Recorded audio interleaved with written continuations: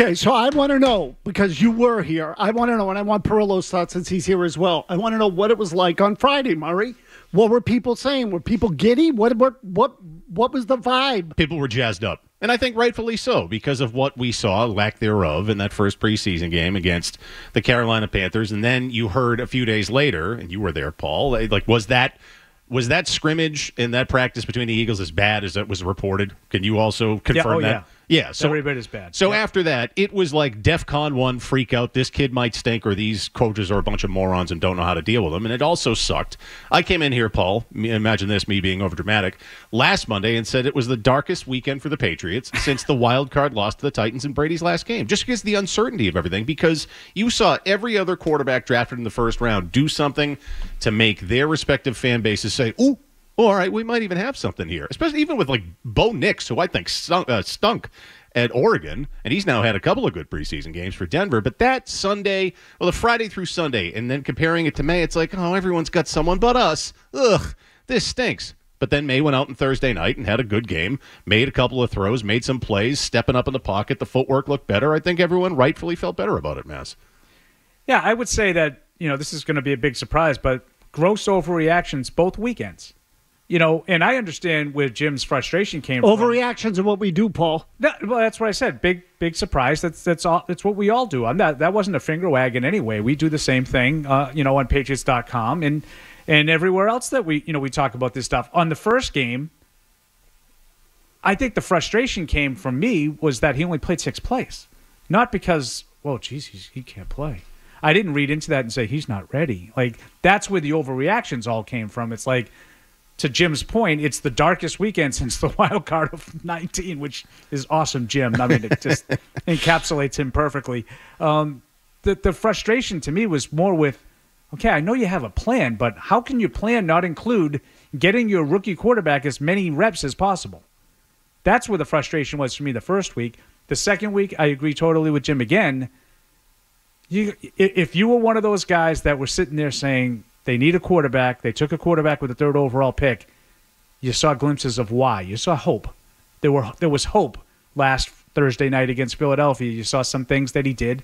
I thought they did a really nice job of sort of giving him some things that he was more familiar with from college and whatnot.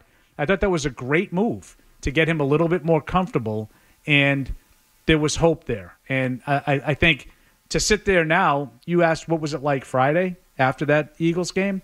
From Friday to now, all I hear is, Drake Maye has to start. What are we doing? Brissett can't play. Like, this is all about Drake Maye and when they think he's ready to play. This isn't about Jacoby Brissett.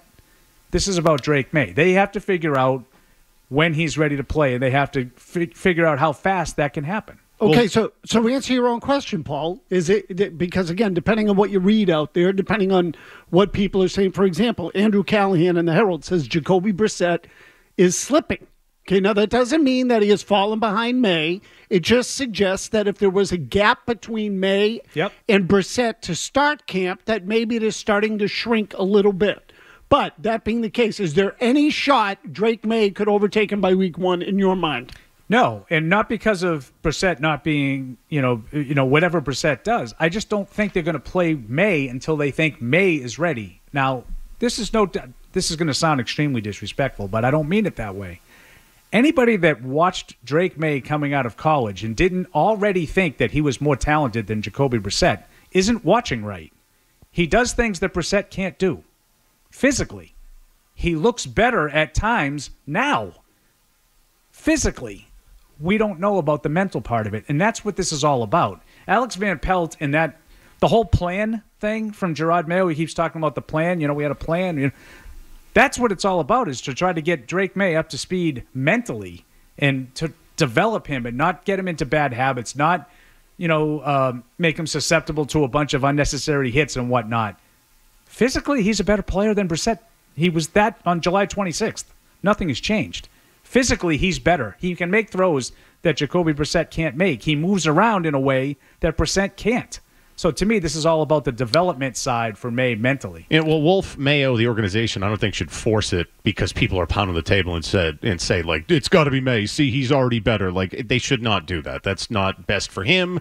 They should just go along with this process the way that they see fit. But can you understand why they maybe changed their mind and why this is still being talked about as an open competition? Because Jacoby Brissett looked like a straight-up liability the other night? This is the thing, because Paul... One hour after the draft, Gerard Mayo said this will be a competition in training camp, and it will be an open competition. And if May goes out and lights it up, he'll win the job. He said nothing since to change that. But all of a sudden, Friday night after the game, when he said, or Thursday night after the game, when he said the same stuff that he's been saying all along, people interpreted that as that the door's still open. The door's never been closed.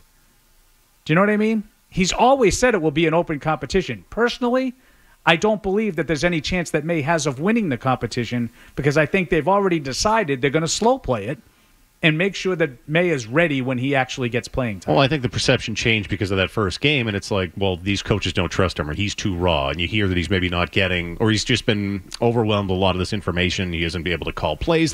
So because of that, it feels like it's going to be Brissett's job. And then Brissett goes out there, and he looks like McEffen Jones last Thursday. He was bad. He was really bad in that game. His greatest strength, and one of the reasons I didn't mind him is this backup or stopgap until May, is like, well, at least he won't turn the ball over. Well, Thursday night, that terrible interception, the one where he's like getting tackled with his shoe, and he's like, get the ball out of my hand. I even thought the first third down, there was an opportunity to make a throw, and he, again, physically, he can't make that throw. If he's going to be like that, then I can understand why they're like, well, maybe we should speed up this process and go with May. Because if he's going to be a straight-up liability, then what the hell are we doing here? Well, see, I just think that this is all about, again, it's all about May and whether or not they think he's ready to play. Can he go out there and run the offense the way we want him to run it? Can we see what it's supposed to look like? Whereas with Brissett, he might physically not be able to get the job done, but mentally he's going to do what they need him to do. Not if he throws if he throws picks in the end zone, Paul. Absolutely. So look, Murray. But again, you're operating under the assumption that the rookie who is less prepared from a mental standpoint won't do that. I think they feel like he will. Yeah, the truth is there's a Brissett story there, too. I said this to Felger last week, and the Brissett story is that they should have signed a better stopgap guy than they did, but that is I'm with you on that. That is sort of a different story. Yeah, I wouldn't argue with you on that either. So, again, Murray, I wasn't here on Friday. It was kind of fun. Oh, yeah. Thursday night was kind of fun. Kind of nothing, no. At the very least. I don't know if you heard the broadcast, but we had some fun. At the very least, it was a sigh of relief, because I felt like people were like, this kid's going to suck, or the coaches don't know what they're doing, they're going to ruin him. And it just felt like, oh, okay. You could see he made plays, a couple of plays, that made you say, oh, that's why they took him third overall.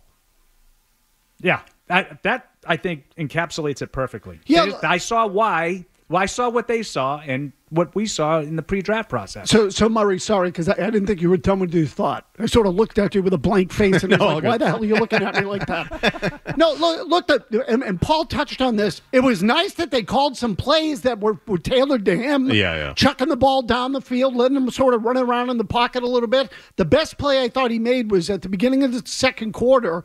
There was a 3rd and 5, I think it was, to Baker that he threw over the middle. The in-cut, yeah. Yes, and he had to go through progressions. He got time to throw. The line blocked for him. He threw the ball quickly.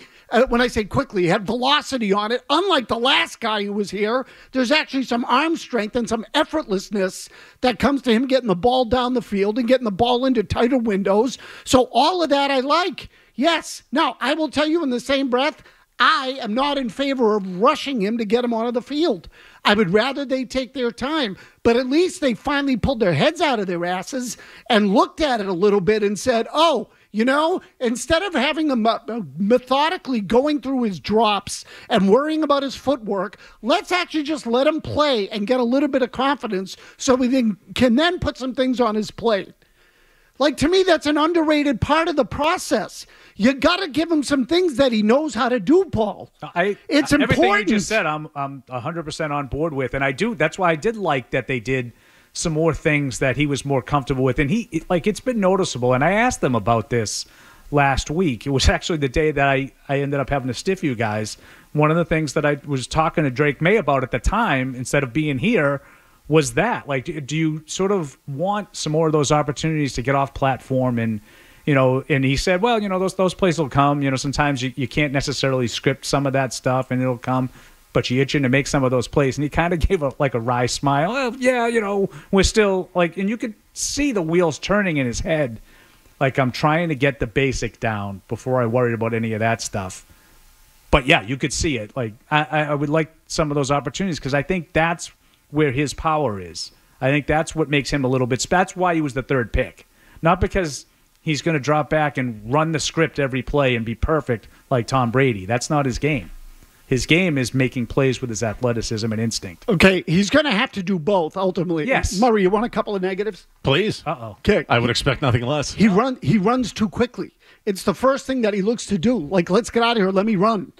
And when something breaks down, which is part of the reason I like that third down pass to Baker, on a lot of those other plays, once the protection started to break down, his instinct was, I'm getting out of here, I'm running. Well, I think that's most college quarterbacks. A lot of young guys, too, especially. Yeah, absolutely. Yeah, you got to beat that out of all of them. But you're right, exactly. And they can. Yeah. But you can see it. Oh, for sure. So that was terribly apparent that he likes to run. And that little, throw the ball. No, hand the ball off and fake the throw.